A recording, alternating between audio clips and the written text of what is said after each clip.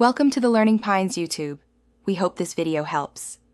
In this video, I will show how to make garlic rolls.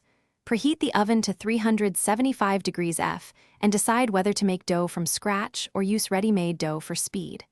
Mix softened butter, minced garlic, and chopped parsley to make a flavorful spread. Roll, slice, and arrange the rolls on a baking tray lined with parchment.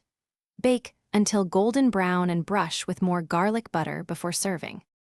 Start by gathering all ingredients so the process flows smoothly. Measure 3 to 4 cups of flour, a packet of yeast, and about 1 cup of warm milk or water. Soften 4 tablespoons of butter and mince 3 cloves of garlic for the spread. Chop a handful of parsley and grate cheese if you like. Keeping everything ready makes shaping and assembling quick and enjoyable.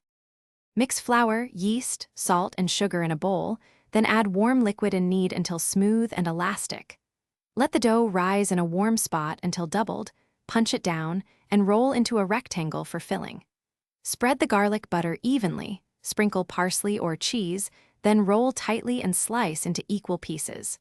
Place rolls seam side down on a tray and allow a short second rise before baking. Thanks for watching. Consider subscribing if we helped you.